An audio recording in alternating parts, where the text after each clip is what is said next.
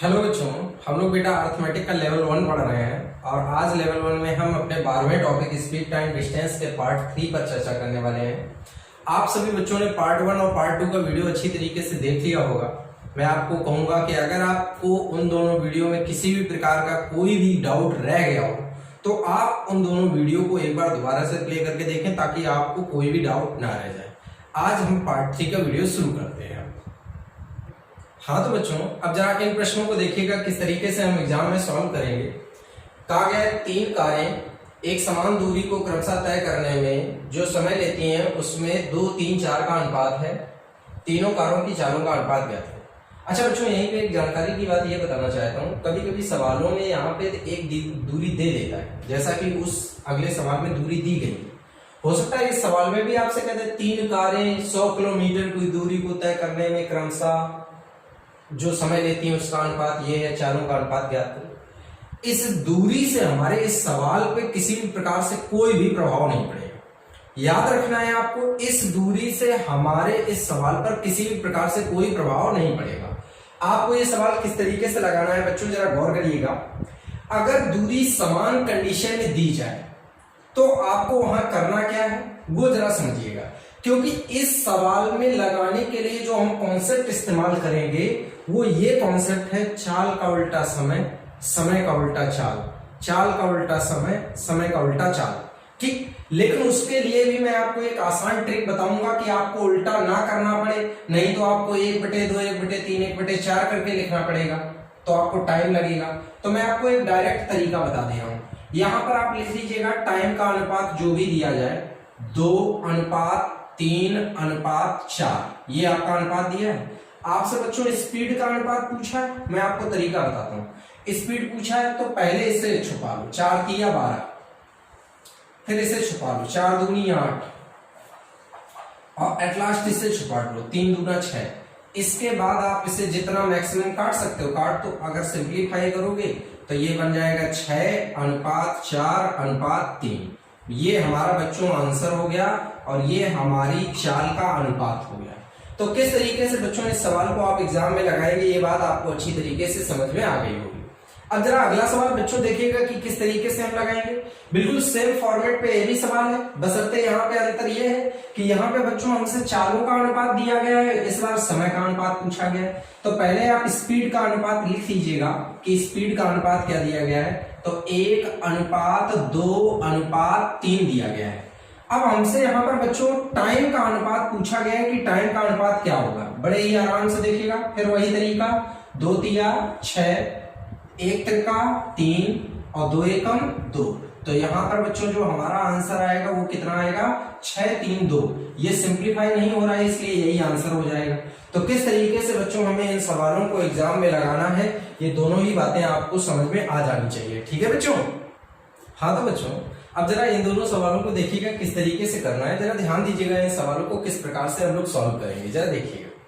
देखो बच्चों, सबसे पहले तो इन दोनों सवालों में मैं आपको एक साधारण सी जानकारी समझाना चाहूंगा। पहले दोनों सवालों का आप चित्र अपने दिमाग में क्लियर करिएगा। क्या हुआ होगा, एक सिपाही किसी चोर का पीछा कर रहा है तथा चोर से 100 मीटर पीछे। यदि सिपाही तथा चोर की चालों का अनुपात 5:4 है तो पकड़े जाने पर चोर कितनी दूरी तय कर लेगा। थोड़ी देर के लिए आप ग्राफ अपने दिमाग में इमेजिन करिएगा। जैसे मैं मान लेता हूं कि ये 2 पॉइंट है, ठीक, यहां पे हमारा सिपाही है और ये हमारा चोर है। मैं लिख भी देता हूं सिपाही और ये यहां पे चोर, ठीक, ताकि आपको दोनों कंडीशन अच्छी से क्लियर हो। अच्छा ये देखो, सबसे पहले इन्होंने बताया कि जो सिपाही है वो चोर से 100 मीटर पीछे, और एक बात इन्होंने ये भी बताई है कि ये इसका पीछा करता है और जब पीछा करता है तो थोड़ी देर बाद चोर को पकड़ लेता है। तो हुआ क्या होगा कि ये हमारा चोर जो है ये यहां से मान लेते हैं यहां तक भाग पाया और इसने जाके इसको यहां से जाके यहां पकड़ लिया। ठीक, अब देखिए इस पॉइंट पे हम मान लेते हैं कि ये चोर पकड़ गया, ये पॉइंट है जहां पे चोर पकड़ा गया होगा।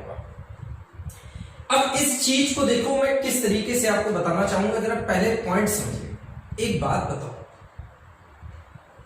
चोर उतनी ही देर तो भागा जितनी देर सिपाही भागा। इस बात को थोड़ा सा समझने की कोशिश करिए। चोर उतनी ही देर भागा जितनी देर सिपाही भागा। कहने का मतलब ये है कि ये उतनी देर तक भागता रहा जब तक सिपाही ने इसको पकड़ नहीं लिया। तो इसका मतलब जितनी देर तक सिपाही भागा उतनी देर तक चोर भागा। बशर्ते सिर्फ एक ही बात का इन दोनों में अंतर था कि सिपाही तेज भाग रहा था, चोर धीमे भाग रहा था, लेकिन भागे दोनों बराबर टाइम पर। अच्छा, याद करिए मेरे पहले वीडियो को, जब मैंने पहले वीडियो क्लास में आपको पढ़ाया था तो कॉन्सेप्ट बताते समय मैंने आपको एक बात बताई थी कि अगर दो लोगों के बीच समय समान हो जाए, अगर वो समान समय तक ट्रैवल करते हैं, तो जो अनुपात उनकी चालों का होता है वही अनुपात उनके द्वारा चली गई दूरी का होता है। तो बच्चों ये बताओ, सिपाही की चाल 5 है और चोर की चाल 4 है। इसका मतलब यहां पर सिपाही द्वारा चली गई जो दूरी होगी वो बच्चों कितनी होगी? 5 होगी। और बेटा चोर द्वारा जो चली गई दूरी होगी वो कितनी होगी? 4 होगी। जरा देखो, चोर चला है 4, सिपाही चला है 5। ये बताओ सिपाही कितना तुम्हारे हिसाब से ज्यादा चला? 1। तुम्हारे हिसाब से 1 ज्यादा चला, और जबकि इसने कितना पीछा किया है? 100। तो इस 1 की वैल्यू आप क्या लिखोगे? 100 मीटर। अगर बच्चों 1 की वैल्यू 100 मीटर है तो इन्होंने पूछा है पकड़े जाने पर चोर कितनी दूरी तय कर चुका होगा। पकड़े जाने पर चोर के द्वारा चली गई दूरी कितनी है? 4। तो 1 की वैल्यू 100, तो 4 की वैल्यू 400 मीटर। ये बच्चों हमारा हो गया आंसर। तो इस तरीके से हम यहाँ पर सवाल को समझेंगे। अब एग्जाम में डायरेक्ट लगाने के लिए आप लोगों को मैं बता देना चाहता हूं, यहाँ पे दिए गए अंतर को देख लेना कि यहाँ पे अंतर जितना दिया जाए 1 दिया है, 1 की वैल्यू जितना वो पीछे होगा वही रख देना। इसके बाद अगर सिपाही का पूछे तो ये वैल्यू को निकाल लेना, अगर चोर का पूछे तो ये वैल्यू निकाल लेना। डायरेक्ट आप आंसर वहां पे दे सकते हैं। किसी भी प्रकार से आपको हमारे एग्जाम का सॉल्यूशन बेटा सिर्फ इतना है। ये तो हमने आपको चित्र केवल समझाने के लिए बनाया है। अब जरा देखिएगा अगला क्वेश्चन कैसे आप समझेंगे। यहाँ पे 2 रेलगाड़ियां क्रमशः स्टेशन ए तथा बी से 50 और 60 की चाल से चलती हैं, एक दूसरे की ओर चलती हैं, एक ही समय पर चलना आरंभ करती हैं। जब वे परस्पर मिलती हैं तो दूसरी रेलगाड़ी पहली रेलगाड़ी से 120 किलोमीटर अधिक चल चुकी होती है। ए तथा बी के बीच की दूरी ज्ञात करो। यहां पर जरा हम एक ग्राफ क्रिएट करते हैं। फिर से 2 स्टेशन है ए और बी, ठीक। ये स्टेशन ए है और ये स्टेशन बी। अब यहां से 2 गाड़ियां चलेंगी। एक गाड़ी यहां से जो चलेगी वो 50 किलोमीटर पर घंटे की स्पीड से छोड़ी जाएगी, और जो गाड़ी इधर से छूटेगी वो बच्चों 60 किलोमीटर पर घंटे की स्पीड से चलेगी। अब सबसे पहले सोचो कि भाई उधर से गाड़ी तेज आ रही है और इधर से गाड़ी धीमे जा रही है, तो सोचो जब ये परस्पर मिली होंगी, जब मिली होंगी तो मिलने वाली स्थिति में आपको समझाता हूं। मिलने के वक्त में बच्चों ये गाड़ी ज्यादा चलेगी, ये गाड़ी कम चलेगी। थोड़ा सा गौर करिए मेरी बात। ये गाड़ी ज्यादा चलेगी क्योंकि ये तेज चल रही है, ये गाड़ी कम चलेगी क्योंकि ये धीमे चल रही है। लेकिन इन दोनों में एक विशेष बात कॉमन है। क्या कॉमन है? ये गाड़ी उतनी ही देर तक चली जितनी देर तक ये गाड़ी यहां तक चली। कहने का मतलब जितनी देर में ये यहां से यहां तक पहुंची उतनी देर में ये यहां से यहां तक पहुंची। कहने का मतलब दोनों गाड़ियों द्वारा यात्रा का समय समान है। भाई ये गाड़ियां तब तक चली जब तक मिली नहीं, तब तक चली जब तक मिली नहीं। इसका मतलब दोनों में समय समान है। और बच्चों याद रखिएगा कि जब समय समान होता है तो जो अनुपात चाल का वही अनुपात दूरी का। तो चाल का अनुपात अगर देखें तो 5:6। तो बच्चों दूरी का अगर अनुपात बनाओगे तो 5:6। मतलब पहली गाड़ी द्वारा चली गई दूरी 5 और दूसरी गाड़ी द्वारा चली गई दूरी 6। एक बात बताओ, इन्होंने कहा है कि दूसरी गाड़ी पहली गाड़ी से 120 अधिक चली। तुम्हारे हिसाब से बेटा क्या अधिक चली? 1 की वैल्यू 120, ठीक। 1 की वैल्यू बच्चों 120 किलोमीटर आ गई। अब हमसे बच्चों यहाँ पर पूछा है ए से बी तक की दूरी। जरा आप ए से बी तक की अगर टोटल दूरी देखेंगे तो 5 और 6 कितना आया? 11 की वैल्यू निकालेंगे, आंसर आएगा 1320 किलोमीटर। तो किस तरीके से बच्चों आप एग्जाम में इन दोनों सवालों को लगाओगे आप एग्जाम में केवल इनका यही पार्ट केवल सॉल्यूशन में लोगे, बाकी ये चित्र बनाने की एग्जाम में कोई आवश्यकता नहीं है। ठीक है बच्चों। हाँ तो बच्चों अब जरा देखिएगा किस तरीके से इन दोनों सवालों को आप एग्जाम में सॉल्व करेंगे। मैं एक नियत दूरी को पैदल चलता हूं लेकिन वापसी में वाहन से यात्रा करता हूं। इस तरह कुल 37 मिनट लगते हैं। यदि मैं दोनों ओर पैदल चलता हूं तो मुझे 55 मिनट लगते हैं। दोनों ओर वाहन से यात्रा करने में कितना समय लगेगा। और सेम कैटेगरी का ये भी प्रश्न लिखा हुआ है कि एक व्यक्ति किसी दूरी को पैदल जाने तथा घुड़सवारी द्वारा वापस आने में 4 घंटा 30 मिनट का समय लेता है। वह उसी दूरी को पैदल चलकर जाने तथा आने में 8 घंटा 20 मिनट का समय लेता है। तो पूछा गया उसी दूरी को घोड़े द्वारा जाने तथा आने में उसे कितना समय लगेगा। देखो बच्चों अगर इस तरीके का सवाल एग्जाम में कभी आपको मिलता है तो कैसे आप इस सवाल को बच्चों लगाएंगे, ये चीज आपको बहुत आसानी से समझाता हूं, जरा गौर करिए। देखो आप इन सवालों में किसी प्रकार का बेमतलब का दिमाग मत लगाइएगा, बड़े आराम से सोचिएगा। एक तरफ से बंदा पैदल जाता है फिर वाहन से आता है, मतलब इस स्थिति में आपको ऐसा लग रहा होगा कि इसने 2 प्रकार से यात्रा तय की। ठीक 37 मिनट लगे। फिर एक कह रहा है मैं दोनों ओर पैदल चलता। इस स्थिति में ये बताइएगा कि गया भी पैदल आया भी पैदल। इस स्थिति में केवल इसने एक ही प्रकार से यात्रा तय की। अब पूछा है कि दोनों ओर अगर वह वाहन से यात्रा तय करता तो उसे कितना समय लगता है। मतलब यहां पे अगली कंडीशन में दोनों ओर वाहन से जाने आने की बात पूछ रहा है, कितना समय लगेगा। अगर कभी भी आपको इस स्थिति में सवाल मिले तो सवाल का तुरंत आंसर देने के लिए मैं आपको एक बहुत आसान तरीका बताता हूं। आप बच्चों यहां पे क्या किया करोगे, जब भी कभी आपको इस प्रकार के सवालों का आंसर देना हो तो इस प्रकार के सवालों का आंसर देने के लिए एक बहुत आसान सी विधि मैं आपको बताता हूं। आप क्या करना कि जिस टाइम में आपको ऐसा लगे कि दोनों चीजें यूज हुई हैं उसको आप दुगना कर लो। तो 37 मिनट का दुगना आप कर लो तो 74 मिनट बनेंगे। ठीक है बच्चों। और इस 74 मिनट में जिसमें दोनों चीजें यूज की हैं वो वाला समय घटा लो आके। पैदल जाने आने में कह रखा है कि जाने और आने में 55 मिनट लगे, आप तुरंत इसमें से 55 मिनट घटाइएगा। जैसे ही आप बच्चों इसमें से 55 मिनट घटाएंगे, 14 में से 5 गया 9 आया, यहाँ पर 6 में से 5 गया 1 आया, आंसर आया 19 मिनट। और यही बच्चों हमारा आंसर है। तो किस तरीके से आप बच्चों इस सवाल का आंसर निकालेंगे ये बात आपको अच्छी तरीके से समझ में आ गई। ठीक सेम कंडीशन इस सवाल में भी समझ लीजिएगा। देखिएगा इसको भी आप कैसे लगाएंगे। इन्होंने कहा है कि एक व्यक्ति किसी दूरी को पैदल चलकर जाने तथा घुड़सवारी से वापस आने में 4 घंटा 30 मिनट लेता है। देखो दोनों चीजें यूज की हैं, तुरंत आप इसको डबल कर लो तो 4 घंटा 30 मिनट को जब बच्चों आप डबल करोगे तो 8 घंटा 60 मिनट हो गए। ठीक अब आप इसमें से क्या घटाओगे, कह रहा है पैदल जाने आने में उसे 8 घंटा 20 मिनट लगा। 8 घंटा 20 मिनट बच्चों इसमें से घटा लीजिएगा। आपसे पूछा गया है कि उसे घोड़े द्वारा जाने आने में कितना समय लगेगा। जैसे ही घटाएंगे आंसर कितना आ जाएगा 40 मिनट। और ये बच्चों हमारा हो जाएगा आंसर।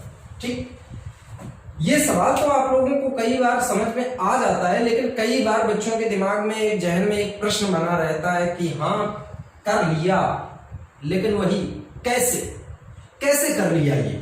तो अब उस कैसे का जवाब मैं आप लोगों को समझाना चाहूंगा कि वो कैसे करता है। जरा गौर करिएगा, थोड़ा ध्यान दीजिएगा।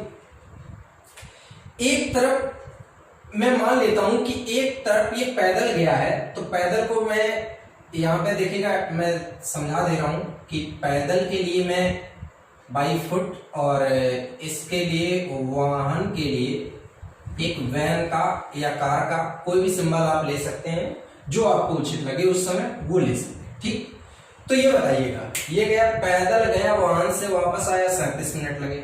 पैदल प्लस वाहन 37 मिनट। ठीक है बच्चों। फिर कह रखा है कि दोनों ओर पैदल जाता तो उसे 55 मिनट लगते, मतलब पैदल प्लस पैदल 55 मिनट लगे। अब इन्होंने बच्चों आपसे पूछा है कि वाहन से जाने और वाहन से आने का समय पूछा।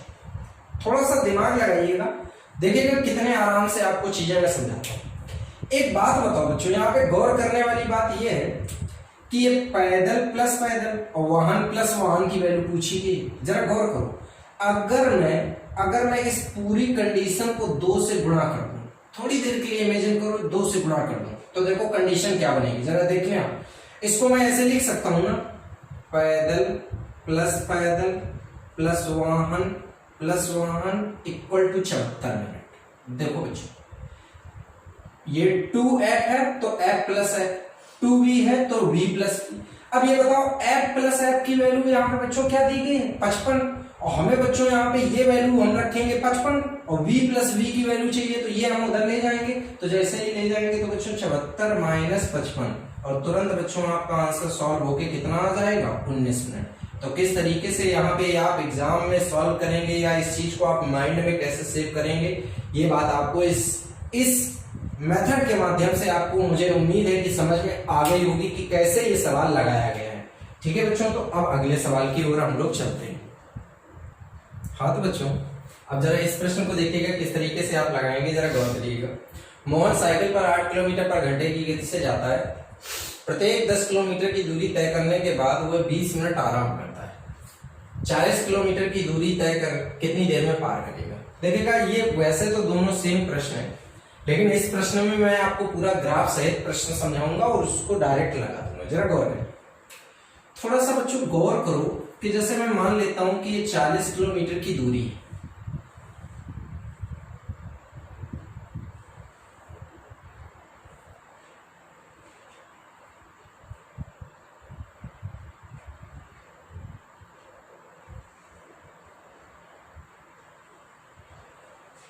कि ये 40 किलोमीटर की बच्चों दूरी है। अब 40 किलोमीटर की दूरी में बता रहा 10-10 किलोमीटर की दूरी के बाद आराम करता है। 10 किलोमीटर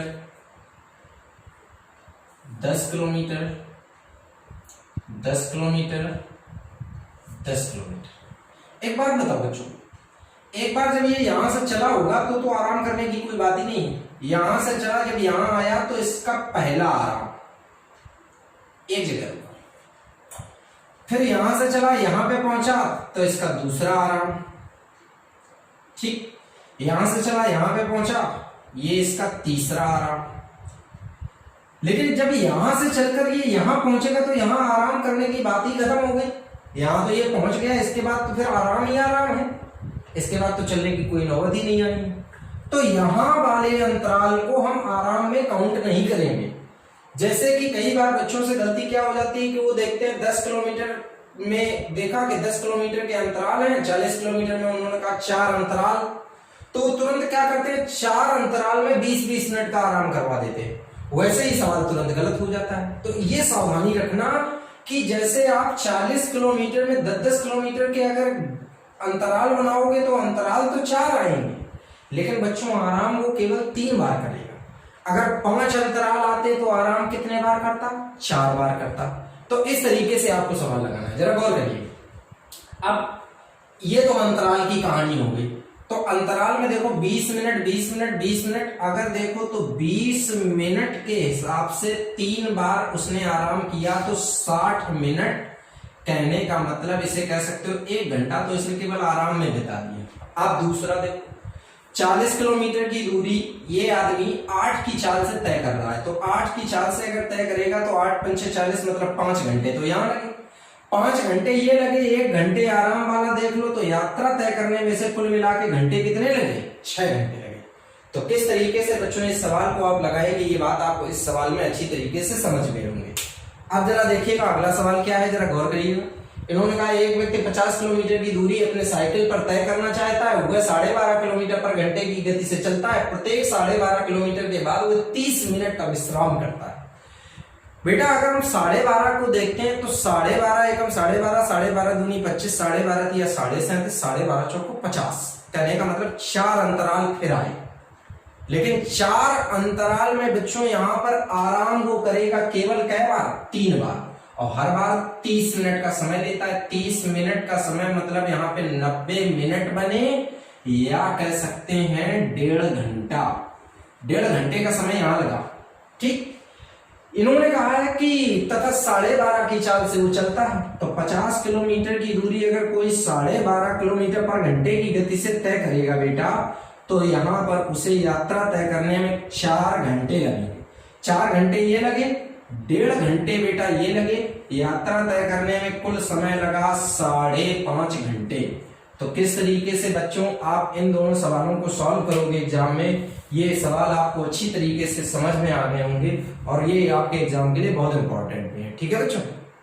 हाँ तो बच्चों अब जरा इन 2 प्रश्नों को देखिएगा किस तरीके से हमें एग्जाम में लगाना है। दोनों ही प्रश्न सेम कैटेगरी के हैं, बस सही तरीके से समझना है।